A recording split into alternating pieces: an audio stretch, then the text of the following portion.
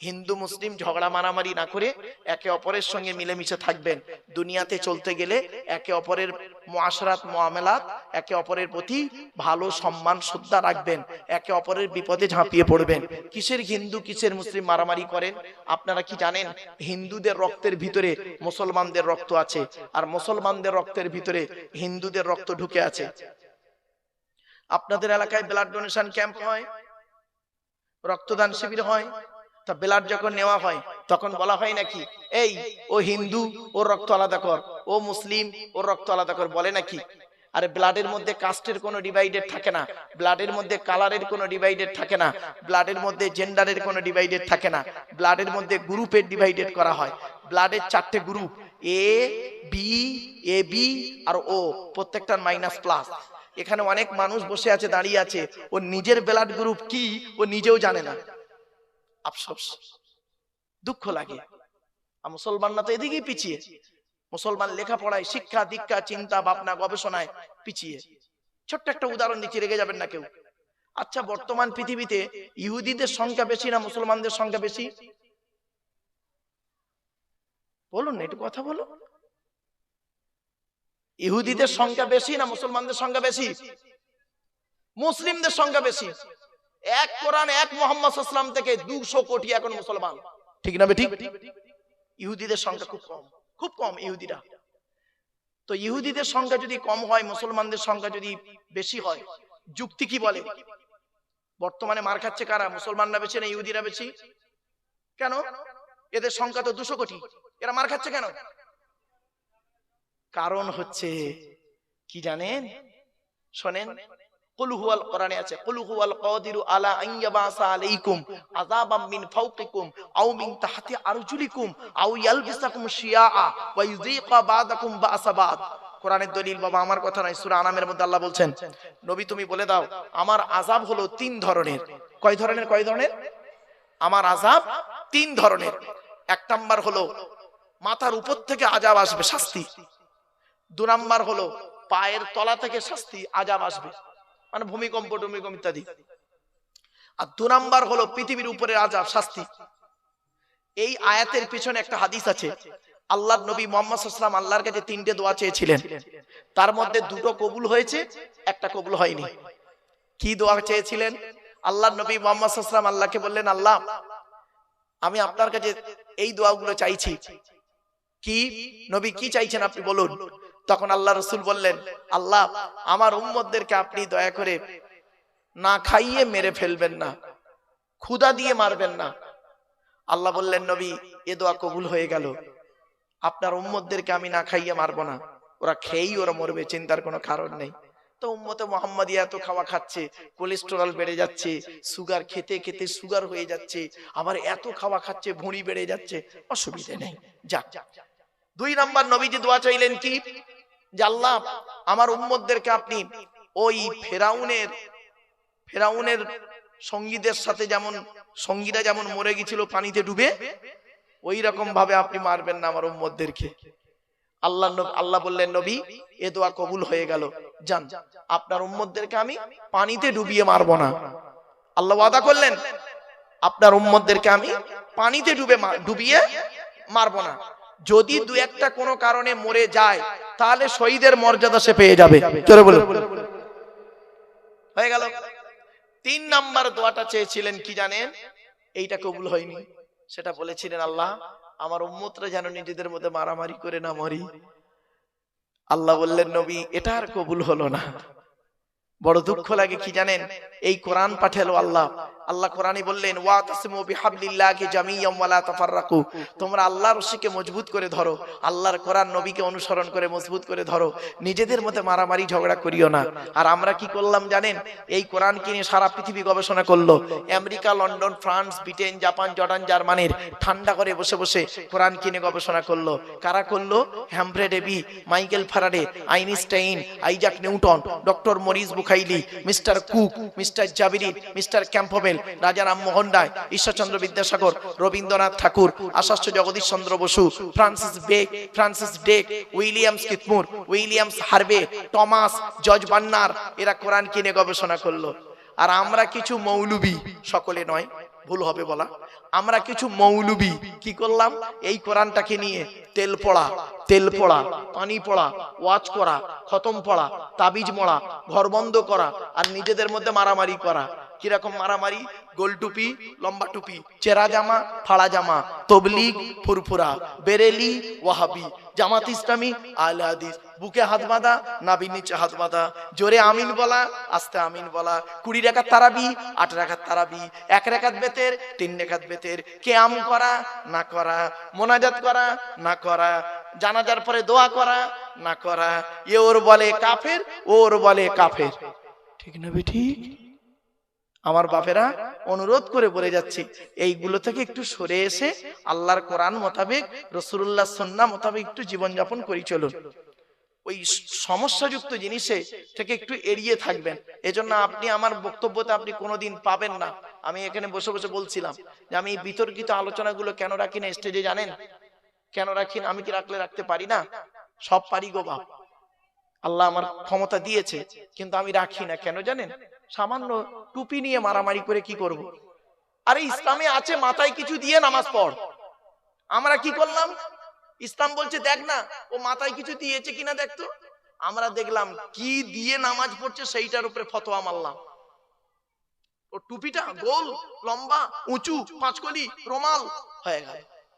ইসলাম বলছে 70 ঢাকা ফরজ, কোরআন বলছে 70 ঢাকা কি? বলুন না, কথা বলুন। 70 ঢাকা লজ্জাস্থান ঢাকা কি? ফরজ। ইসলাম বলছে 70টা ঢেকেছে কিনা দেখতো, ও লজ্জাস্থান দেখা যাচ্ছে কি দেখ, ঢেকেছে কি দেখ। আমরা কি করলাম জানেন? কি দিয়ে ঢেকেছে তার উপরে ফতোয়া মারলাম। ও লুঙ্গি পরে নামাজ পড়ছে, ওর নামাজ কবুল হয়ে গেছে। ও পায়জামা পরে নামাজ পড়ছে, ওর নামাজ জান্নাতে ঢুকে গেছে। আর ও প্যান্ট পরে নামাজ পড়েছে, ও কাফের বেঈমান মুশরিক হয়ে গেছে। ব্যাস হয়ে গেল। এই তো হয়েছে আমাদের অবস্থা। এজন্য আপনাদের আমি অনুরোধ করে বলে যাচ্ছি, চেষ্টা করুন আল্লাহর কোরআন, নবীর সুন্নাহ মোতাবেক, হাদিস মোতাবেক কথাগুলো আলোচনা করতে, শুনতে, বুঝতে, আমল করতে যেন আল্লাহ তৌফিক দান করে। বলুন আল্লাহুম্মা আমিন। এবার আসছি, আল্লাহ বলছেন তো দেহের মধ্যে 3টে জিনিস আলাদা। 1 নাম্বার কি? ব্লাড গ্রুপ আলাদা। 2 নাম্বার কি? শুনে নিন, চোখের রেটিনাটা আলাদা। চোখের রেটিনা এটা আলাদা, এক নাই কারো, কোরআনে দলিল। 3 নাম্বার হলো ফিঙ্গারপ্রিন্ট। আধার কার্ড করার সময় ফিঙ্গারপ্রিন্ট দিয়েছিলেন, এই ফিঙ্গারপ্রিন্ট আলাদা, কোরআনে আছে। আয়াহসাবুল ইনসানু আল্লাহ নাজমা ইযআমা বালা কাদিরিনা আলা আন নুসাউবিয়া বানানা। সূরা কিয়ামার মধ্যে আল্লাহ বলছেন, মানুষ কি মনে করেছে আমরা মরে গেলে পচে গেলে হাড় হয়ে যাব, পুড়ে ছাই হয়ে যাব, কিয়ামতের মাঠে আল্লাহ তুলতে পারবে না?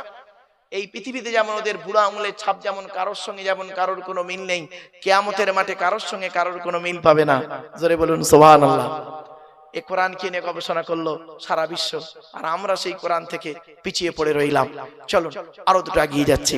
তাই আল্লাহ রাব্বুল আলামিন বলছেন, হে আব্দুল্লাহ কিল মারুফ, তুই এই উত্তর 24 পরগনার লোকেদের আমার কোরআনের বাণী কতটা শোনাবি, আমার নিয়ামতের কথা কি শোনাবি রে ওদের? তুই শেষ করতে পারবি? কোরআন বলছে, ওয়ালাউ আন্নামা ফিল আরদি মিন শাজারাতিন আকলামু ওয়াল বাহরু ইয়ামুদ্দুহু মিন বা'দিহি সাবআতু আবহুরিম মা নাফিদাত কালিমাতুল্লাহ। 21 নম্বর পারার 12 নম্বর পৃষ্ঠা 13 নম্বর লাইন, সূরার নাম সূরা লোকমানের মধ্যে আল্লাহ পাক জানিয়ে দিলেন, পৃথিবীর সমস্ত বৃক্ষগুলোকে যদি কলম বানাস, সমুদ্রের পানি নিয়ে যদি কালি তৈরি করিস, আমার গুণগান যদি লিখতে শুরু করিস, লিখেও শেষ করতে পারবি না। অন্য আয়াতে আল্লাহ বললেন, ওয়া ইন তাউদ্দু নি'মাতাল্লাহি লা তুহসুহা। আল্লাহ পাক বললেন, পৃথিবীর নিয়ামত গুলোকে যদি তোরা গণনা করতে শুরু করিস, গুনেও শেষ করতে পারবি না। এজন্য আমার বাপেরা, এই পৃথিবীর নিয়ামতের ভিতর থেকে একটা শ্রেষ্ঠ নিয়ামত হলো আল্লাহ রাসূলকে পাঠানো, আর আরেকটা নিয়ামত হলো কি? রাসূলের উপরে কোরআন নাযিল করা। জোরে বলো। সেই কোরআন আমার সামনে রয়েছে। আজকের এই কোরআন থেকে একটা সূরার সংক্ষিপ্ত আলোচনা আপনাদের কাছে রাখবো। শুনতে রাজি আছেন মা? হ্যাঁ, চলো আগে এবার কোরআনের আচ্ছা, কোরআন যার উপরে নাজিল হয়েছে তার পরিচয় দেবো, তারপরে কোরআনের পরিচয় দিয়ে কোরআনের ওই সূরাটির ভিতরে ঢুকে যাব। চলো, কোরআন যার উপরে নাজিল হয়েছে তার নাম কি? মুহাম্মদ সাল্লাল্লাহু আলাইহি সাল্লাম, তাই তো? আচ্ছা, নবীদের পরিচয় কটা শুনে নিন। নবীদের পরিচয় হলো তিনটে। কটা কটা কটা? তিনটে। আল্লাহর পরিচয় হলো চারটে, মাথায় রাখুন। নবীদের পরিচয় হলো তিনটে। কি কি? এক নাম্বার, যিনি নবী হবেন তার চরিত্র উত্তম হতে হবে। এই পৃথিবীতে কোনো নবীর চরিত্র খারাপ ছিল না, আর থাকবে না, জোরে বলুন।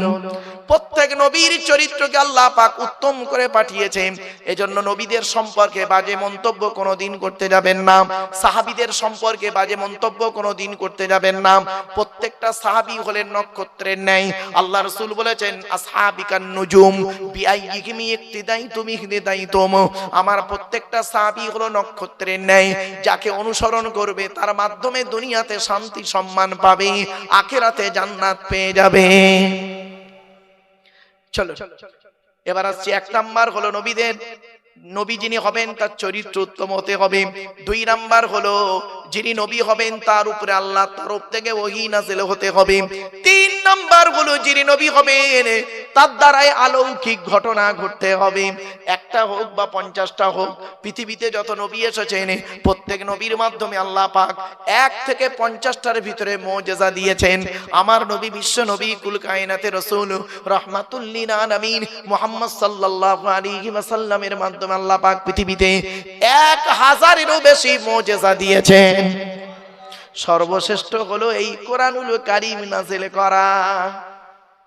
কি ভাবলেন আপনি? এই কোরআন কি যাতা ভাবলেন? 1000-এরও বেশি মুজিজা। তার মধ্যে একটা বলবো, আমি বলবো, কি বলুন?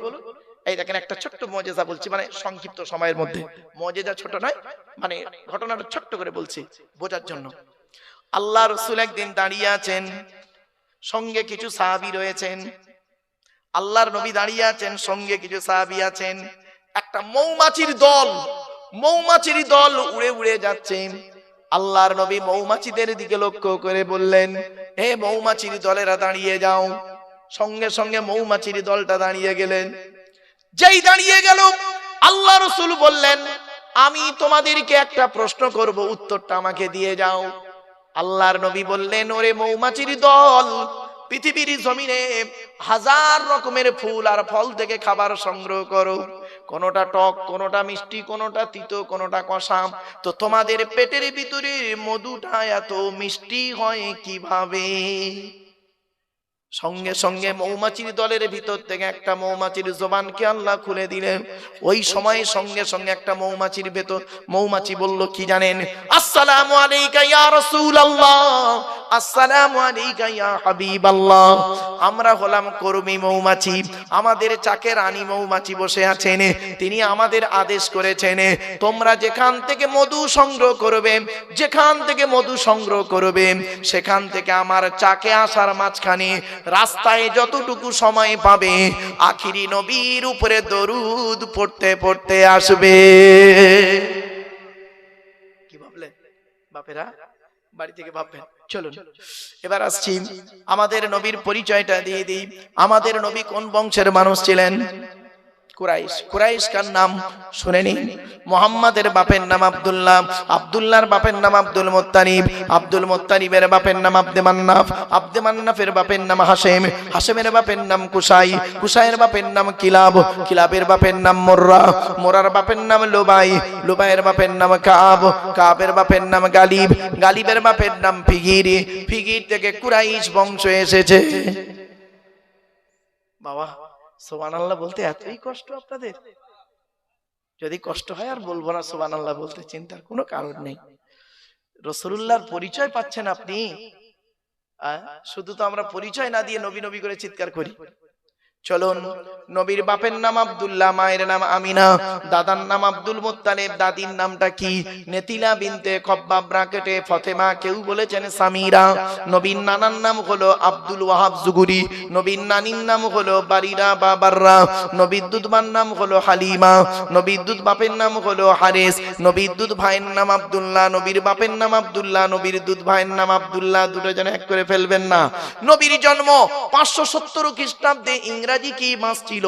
29শে আগস্ট। আরবি মাস ছিল রবিউল আউয়াল মাস, 12 তারিখ, মতান্তরে 9 তারিখ, সোমবার শবে সাদেকের সময়। আরবের মক্কা নগরী কুরাইশ বংশে নবীর জন্ম। নবীর বাপেরা হলো 10 ভাই। নবীর মায়েরা হলো 19 বোন। নবীর 9টা চাচা, 18টা খালা, 6টা ফুফু, 7টা ছেলে মেয়ে। নবীর 9টা চাচার নাম কি?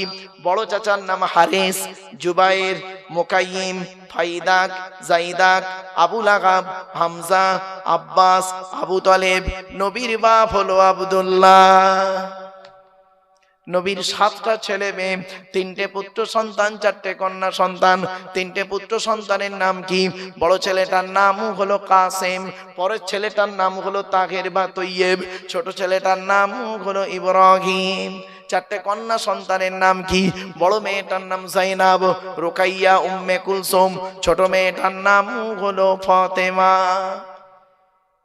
এরপরে আসছি, কোরআন নাজিল হলো নবীর উপরে। এখন কোরআনের পরিচয়টা দিয়ে দিই, শুনে নিন। এ কোরআন আল্লাহর তরফ থেকে জিবরাইলের মাধ্যমে হযরত মুহাম্মদ সাল্লাল্লাহু আলাইহি ওয়াসাল্লামের উপরে আরবের মক্কা নগরের নিকটবর্তী একটি গুহা, গুহাটির নাম হলো হেরা।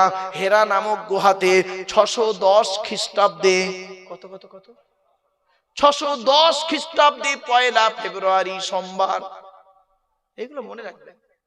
আজকের তারিখটা কত আছে বাবা? 23শে ডিসেম্বর 2025 সাল, তাই তো নাকি? কি বার ছিল আজকে? মঙ্গলবার। আর কোরআন এসছে কবে? 610 সালে। 610 সালে 1 ফেব্রুয়ারি সোমবার। বাড়ি থেকে দুটো সাল লিখবেন, উপরে লিখবেন 23/12/2025 সাল, আর নিচেই লিখবেন 2/1/610 সাল। মাইনাস প্লাস করবেন, করলেই পেয়ে যাবেন কতদিন আগে এই কোরআন নাজিল হয়েছে। 610 খ্রিস্টাব্দে 1 ফেব্রুয়ারি সোমবার কোরআনের প্রথম আয়াত নাজিল হলো, ইকরা, রিড, পড়ো পড়ো পড়ো। আর আমাদের প্রথম বাক্য এখন কি জানেন? রাগ করবেন না কেউ। গেল গেল গেল, পেট শান্তি দুনিয়া শান্তি। এই কোরআনে আছে 82 জায়গায় নামাজের কথা বিভিন্ন অ্যাঙ্গেলে, আর 92 জায়গায় আছে লেখাপড়ার কথা। আমরা লেখাপড়ায় পিছিয়ে আছি, রাগ করবেন না, খারাপ সেন্স নেবেন না কিন্তু। চলুন, এখানে অনেক মানুষ আছে দেখবেন, একদম বাস্তব বলছি, আমার মা বোনরা কেউ রেগে যাবেন না দয়া করে। অনেক বাড়িতে গিয়ে দেখবেন সানসেট গুলোতে বিশাল বড় বড় কেতাব কেনা আছে, ছেলে আমার আলেম হবে, মাস্টার, ডাক্তার, ইঞ্জিনিয়ার, প্রফেসর হবে। আর অনেক বাড়িতে গিয়ে দেখবেন সানসেট গুলোতে বিশাল বড় বড় তরকারির হাঁড়ি আছে, মাল বগরাই দিয়ে বেরোবে।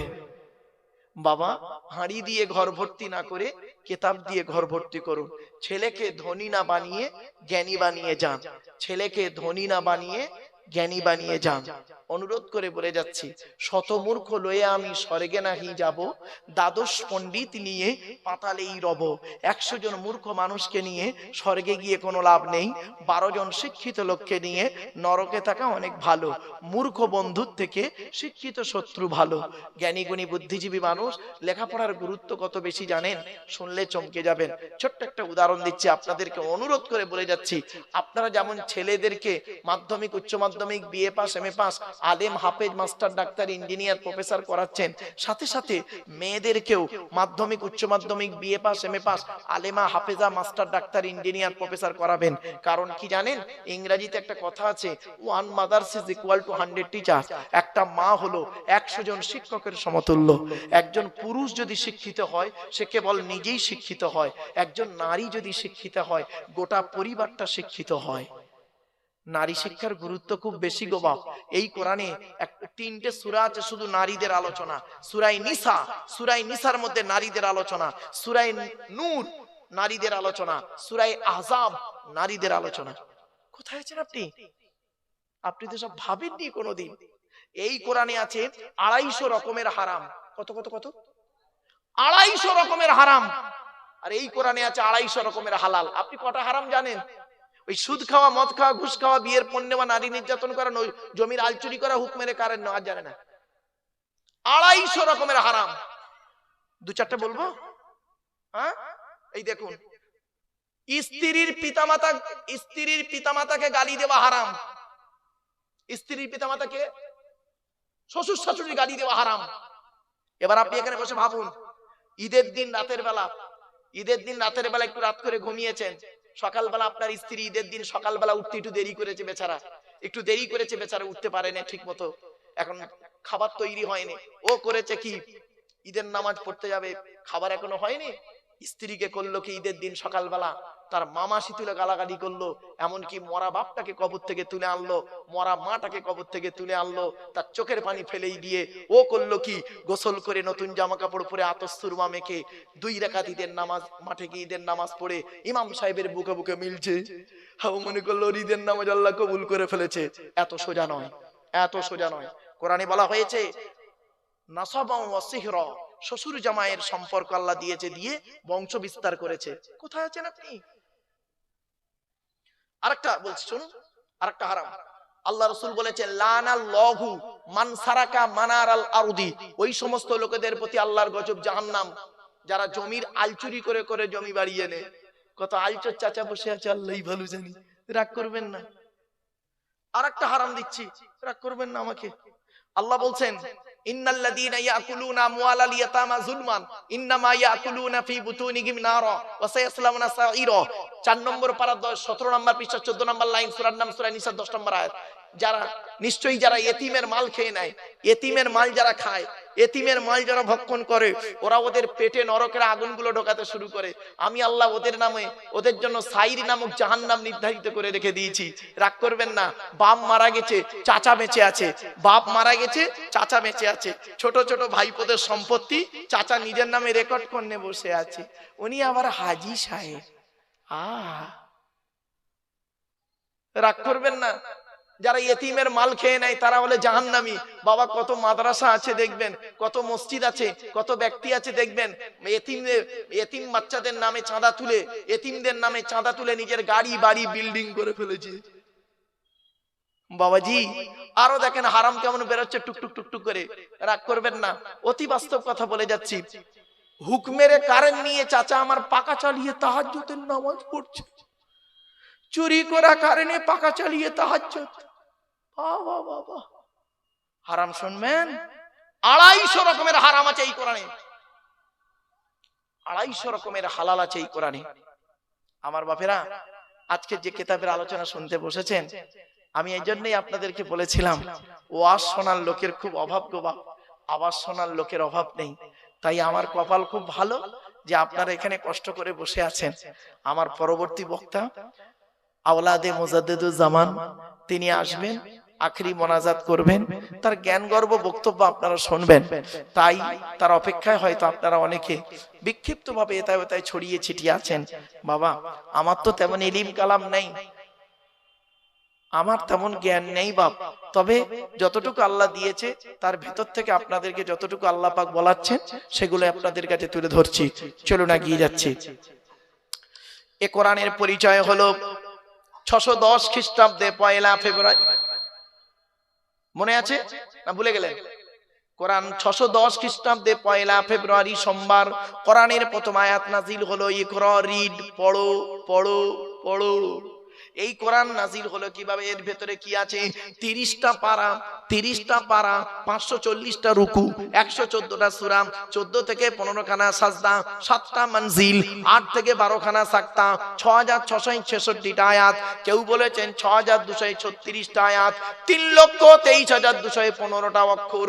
এই কোরআন 22 বছর 9 মাস 14 দিন, কম বেশি 23 বছর ধরে কোন ঘটনাকে কেন্দ্র করে, কোন ব্যক্তিকে কেন্দ্র করে, কোন বস্তুকে কেন্দ্র করে, কোন জায়গাকে কেন্দ্র করে কোরআনের আয়াতগুলো নাজিল হয়েছে। 6000 আয়াত নাজিল হয়েছে, 12,000 জায়গায় নাজিল হয়েছে। 6000 আয়াত 12,000 জায়গায় নাজিল হয়েছে। কটা জায়গার নাম জানেন? শুধু মক্কা আর মদিনাই তো জানেন। ওই সূরার প্রথমে লেখা আছে মাক্কিয়া, মক্কা, আর মাদানিয়া লেখা আছে মদিনাই মনে করলেন না বাবা, 12,000 জায়গায় নাজিল হয়েছে। এই আয়াতগুলো কাকে কেন্দ্র করে, কোথায়, কি অবস্থায়, কোন ব্যক্তিকে কেন্দ্র করে, কোন জায়গাকে কেন্দ্র করে, কোন বস্তুকে কেন্দ্র করে কোরআন আয়াতগুলো নাজিল হয়েছে? একটা বলবো, আবার বলবো কি বলুন না একটু, হ্যাঁ শুনুন। আল্লাহ নবী একদিন বসে আছেন, আল্লাহ নবী মসজিদে নববীতে বসে আছেন, সাহাবীরাও আছে। নবীর ডান দিকে বসতেন হযরত আবু বকর সিদ্দিক রাদিয়াল্লাহু তাআলা আনহু, ডান দিকে বসতেন, আর বাম দিকে বসতেন হযরত উমর ফারুক রাদিয়াল্লাহু তাআলা আনহু, আর সামনে বসতেন হযরত উসমান গনি রাদিয়াল্লাহু তাআলা আনহু, হযরত আলী কাররামাল্লাহু ওয়াজহু রাদিয়াল্লাহু তাআলা আনহু, ঠিক এই চারজন চারদিকে বসতেন। আল্লাহর নবীর ডান দিকে বাঁ দিকে যেজন সাহাবী বসতেন তারা হলেন নবীজির শ্বশুর। কি বললাম বাবা? শ্বশুর। কারণ হযরত আবু বকর সিদ্দিক রাদিয়াল্লাহু তাআলা আনহুর কন্যা আম্মা জান আয়েশাকে নবীজি বিবাহ করেছিলেন। আচ্ছা, নবীর স্ত্রীরা হলো আমাদের কে? আম্মা জান। কে বললাম বাবা? আম্মা জান। এখন প্রমাণ কি? এই কোরআনে আল্লাহ বলেছেন, আমি বলিনি, কোরআন বলছে। দেখুন 21 নম্বর পারা 17 নম্বর পৃষ্ঠা, সূরার নাম সূরা আহজাব। আল্লাহ বলছেন, আন-নাবিয়্যু আউলা বিল মুমিনিন ওয়া আজওয়াজুহু উম্মাহাতুহুম।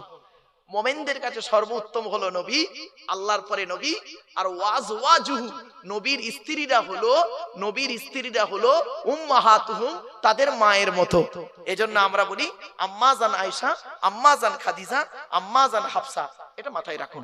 চলো, তো হযরত আবু বকর সিদ্দিক রাদিয়াল্লাহু তাআলা আনহু বলেন আল্লাহর নবীর শ্বশুর। এখন একটু ছোট্ট জিনিস শিখিয়ে দিই আপনাদের। এখন নবীজি বয়সে বড় না হযরত আবু বকর সিদ্দিক রাদিয়াল্লাহু তাআলা আনহু বয়সে বড়? বলেন বলেন। আরে ভুল হোক না ভাই, আবু বকর বড় আপনাদের কাছে তো, মানে সম্মানের দিক থেকে তো নবী বড়, আমি এটা বলছি, অস্বীকার করছি না। 100% নবী বড় সম্মানের দিক থেকে, কিন্তু বয়সে, দিন রাত্রির বয়সের দিক থেকে কে বড়? আবু বকর বড় আপনাদের কাছে। না বাবা, ভুল ধারণা, শুনে নিন। আল্লাহর নবী আবু বকরের থেকে বয়সে বড়। কতদিনে? শিখে নিন। আমি বলেছিলাম না, আমার ওয়াজ শুনতে এলে একটু সময় লাগবে, বলে দিচ্ছি, সময় লাগবে, ধৈর্য লাগবে, একটু ব্রেন লাগবে। কে আবু বকর বড়? আবু বকর সিদ্দিক রাদিয়াল্লাহু তাআলা আনহু নবীর থেকে বয়সে বড়। কতদিনের বড়? শুনে নিন, 2 বছর 2 মাস 10 দিন। কত বললাম? কত বললাম বলুন একটু? 2 বছর 2 মাস 10 দিনের বড় হলো হযরত রাসূল করিম সাল্লাল্লাহু আলাইহি ওয়াসাল্লাম, আর 2 বছর 2 মাস 10 দিনের ছোট হলো হযরত আবু বকর সিদ্দিক রাদিয়াল্লাহু তাআলা আনহু। তাহলে দুনিয়ার দিন রাত্রির গণনা তো ছোট, আর সম্মানের দিক থেকেই তো সাহাবী আপনারা জানেন। ব্যাস, চল। তো এবারে সব বসে আছেন মসজিদে নববীতে। মদিনার তৎকালীন সময়ের সবথেকে ধনী লোক, প্রচুর টাকার মালিক, প্রচুর টাকার মালিক। সাহাবীটার নাম কি শুনলেন? সাহাবীটার নাম হলো হযরতে আমর জামুহ রাদিয়াল্লাহু তাআলা আনহু। কি বললাম বাবা? একটু বলেন, উচ্চারণটা করেন। আমর জামুহ বলুন বাবা, বলুন। এই নামটা মনে রাখবেন। কেন এই 2-3 বার করে বলছি জানেন? যাতে করে ব্রেনে থাকে। হযরতে আমর জামুহ রাদিয়াল্লাহু তাআলা আনহু নবীর এক সাহাবী। উনি উহুদের যুদ্ধে শহীদ হয়েছিলেন। উহুদের যুদ্ধে শহীদ হয়েছিলেন। কপালে এখানে তীর লেগেছিল, তীর লেগে উনি শহীদ হয়েছিলেন। ওনার মাটি দেওয়া হয়ে গেছে। মাটি দেওয়ার, শহীদ হওয়ার 35 বছর পরে, কত বছর? 35 বছর পরে ওনার লাশটা যখন তোলা হচ্ছে, দেখা যাচ্ছে সেই টাটকা রক্ত, যেমন সেই যেদিন শহীদ হয়েছিলেন সেদিন যেমন টাটকা রক্ত, তাজা রক্ত বেরোচ্ছেন, আজও পর্যন্ত সেই তাজা রক্ত বেরিয়ে যাচ্ছে। জোরে বলো। এজন্য আপনাদের বলে যাচ্ছি, কয়েক কটা দেহ মাটি খেতে পারে না, টাটকা থাকে, পচে না। 1 নাম্বার, নবীদের দেহ মোবারক মাটি খেতে পারে না, টাটকা থাকে। সুবহানাল্লাহ বলা গেল না? 2 নাম্বার, শহীদানদের দেহ মোবারক মাটি খেতে পারে না, টাটকা থাকে। যেমন আল্লাহর রাস্তায় যারা শহীদ হয়েছে তাদের সম্পর্কে কোনো বাজে মন্তব্য করবেন না কোনোদিন। কোরআনের দলিল, কোরআনে বলা হয়েছে লা তাকুলু লিমান ইউকতালু ফি সাবিলিল্লাহি আমওয়াত বাল আহইয়াউম ওয়ালাকিন লা তাশউরুন। 2 নম্বর পারা 2 নম্বর পৃষ্ঠা 13 নম্বর লাইন, সূরার নাম সূরা বাকারা। আল্লাহ বলছেন, যারা আল্লাহর রাস্তায় নিজের জীবনকে বিলিয়ে দিয়েছে তাদেরকে তোমরা মৃত বলো না, বরং তারা জীবিত, তোমরা তা অনুভব করতে পারো না। তারা কবরে কি খায় কোরআন জানিয়ে দিয়েছে। 4 নম্বর পারার 11 নম্বর পৃষ্ঠা 10 নম্বর লাইন, সূরার নাম সূরা ইমরান। লা তাহসাবান্নাল্লাযীনা কুতিলু ফি সাবিলিল্লাহি আমওয়াতা বাল আহইয়াউন ইনদা রাব্বিহিম ইরযাকুন। আল্লাহ পাক বলছেন, যারা আল্লাহর রাস্তায় নিজের জীবনকে বিলিয়ে দিয়েছে তাদেরকে তোমরা মৃত বলো না, মৃত বলে ধারণাও করো না, বরং তারা জীবিত, আল্লাহর তরফ থেকে খাবার প্রাপ্ত হয়। তাহলে 3 নাম্বার হলো, এই 2 নাম্বার হলো শহীদানদের দেহ মোবারক মাটি খেতে পারে না। 3 নাম্বার, মোকাম্মাল কোরআনে হাফেজের দেহ। কি বললাম বাবা? মোকাম্মাল কোরআনে হাফেজ। ওই ছেঁচড়া মার্কা হাফেজ সাহেবের কথা বলিনি বাবা। হাফেজ সাহেব হয়ে মসজিদে ইমামতি করছেন আর পাশের বাড়ির মেয়েটার প্রেগন্যান্ট করে দিল, ওই ছেঁচড়া হাফেজ সাহেবের কথা বলিনি আমি। মোকাম্মাল কোরআনে হাফেজের দেহ মাটি খেতে পারে না। শুনে রেখে দিন, এই হাফেজ সম্পর্কে প্রশ্ন এলো। গতকালকে আমার জলসা ছিল আসামে, শোনিতপুর জেলায়। তো কটা ছেলের মাথায় আমি পাগড়ি দিলাম, তো ওরা বললো হুজুর আপনাকে এই পাগড়িটা দেওয়া হবো। তো আমি পাগড়ি দেওয়ার পরে ওই হাফেজদের সম্পর্কে কোরআন এবং হাদিসের আলোকে কথাগুলো বলেছিলাম, কয়েক কটা কথা। তো দু একটা কথা আপনাদের বলবো বাবা, হ্যাঁ শুনে নিন। রসুল বলেছেন কিয়ামতের মাঠে হাফেজ সাহেবদের মতো শাস্তি কাউকে দেওয়া হবে না, কঠিন শাস্তি হবে ওই হাফেজ সাহেবদেরকে। যে হাফেজ সাহেবরা কি কোরআন ভুলে গেছে, কোরআন মুখস্থ করে কি করেছে, ভুলে গেছে। ভুলে কিভাবে? কোরআন তো আল্লাহর একটা নূর, কদ জাআকুম মিনাল্লাহি নূর, আপনারা কিতাবুম মুবিন। আর এই ফাআমিনু বিল্লাহি ওয়া রাসূলিহি ওয়ান নূর আল্লাযী আনজালনা, সূরা তাকাবুন। এই কোরআন হলো একটা নূর, কোরআনের অনেকগুলো নাম, তার মধ্যে একটা নাম হলো নূর। এই নূর আল্লাহ যাকে তাকে দেয় না, যাকে তাকে দেয় না। আর যাকে দেয় না তাকে আল্লাহ ভালোবাসে বলে দেয়। ইউতিল হিকমাতা মান ইয়াশা ওয়া মান ইউতাল হিকমাতা ফাকাদ উতিয়া খাইরান কাসীরা ওয়া মা ইয়াযাক্কারু ইল্লা উলুল আলবাব। 3 নম্বর পারা 4 নম্বর পেজ 14 নম্বর লাইন সূরার নাম সূরা বাকারা। বাপেরা, এই কোরআন যার ভিতরে দেয় আল্লাহ, সে যদি কয়েক কটা কাজ করে আল্লাহ ওই নূরটা অন্তর থেকে কেড়ে নেয়। 1 নাম্বার কি জানেন? কোন হাফেজ সাহেব যদি জেনা করে, কোন হাফেজ সাহেব যদি হারাম খাবার খায়, কোন হাফেজ সাহেব যদি পাপ কাজে লিপ্ত হয়, কোন হাফেজ সাহেব যদি কোরআন তেলাওয়াত করতে ভুলে যায়, বুঝতে পারছেন না ভাষা? যারা হাফেজ আছেন বাবা, প্রত্যেক হাফেজ সাহেব যারা ভালো হাফেজ না, প্রতিদিন কমসে কম 5টা করে পারা তেলাওয়াত করতে হয়। খুব কম করে তেলাওয়াত করতে হবে 5 পারা, আর নইলে 3 পারা তো করতেই হবে। কখন সে ভুলে যাবে তার ঠিক নেই। আর হাফেজদের মর্যাদাটা কেমন শুনবেন, শুনুন। হাফেজদের মর্যাদা কি? কিয়ামতের মাঠে কোরআনের হাফেজদেরকে আল্লাহ বলবেন, জান্নাতের ভিতরে ঢুকিয়ে বলবেন, মোকাম্মাল হাফেজদের ডেকে বলবে তোমরা এই জান্নাতের সিঁড়িতে ওঠো, প্রথম সিঁড়িতে পা দাও, পা দেবে। তখন আল্লাহ বলবেন তুমি কোরআন তেলাওয়াত করতে করতে করতে করতে জান্নাতের সিঁড়িগুলো ভাঙো। সুবহানাল্লাহ বলেন। তুমি যে হাফেজ হয়েছিলে, তোমার বাপ কষ্ট করে হাফেজ করেছিল, মা করেছিল মেহনত করে, আজ আমি আল্লাহ করলাম কি তোমার বাপ আর মায়ের মাথায় নূরের টুপি পরিয়ে দেব। এজন্য মা বোন যারা বক্তব্য শুনছেন, মায়েরা বোনেরা শুনে নিন, পেট থেকে যদি একটা সন্তান হয়, একটা সন্তান যদি পেট থেকে হয়, ওটাকে কোরআনে হাফেজ করাবেন, কোরআনে হাফেজ করাবেন। হাফেজের যে কি গুরুত্ব আপনারা জানেন না। আর হাফেজ করার পরে শুধু এই জরি দর্জি ফুল মেশিনের কাজে দিয়ে শেষ করবেন না। গত পরশুদিন আমার জলসা ছিল হায়দ্রাবাদ। তো হায়দ্রাবাদে অনেক দেখি মানে হাফেজ সাহেব গেছে, ওখানে কি করে বোরকার কাজ করে, সোনার কাজ, গড়ির কাজ করে। কোরআন তো তারা অনেকেই ভুলে গেছে বাপ, অনেকেই ভুলে গেছে, আবার অনেকেই ইয়াদ রেখেছে। তো আমি এই কথাগুলো ওখানে বলেছিলাম যে শুধু হাফেজ হয়ে কোরআনকে ভুলে যেও না। এজন্য কোরআন আল্লাহর একটা বড় নিয়ামত। এই নিয়ামত যে কি জিনিস, এর আলোচনা যারা শুনবে তাদের প্রতি আল্লাহর রহমত নাজিল করবে। এবং কোরআন থেকে যে কথা বলে আল্লাহ পাক তাকে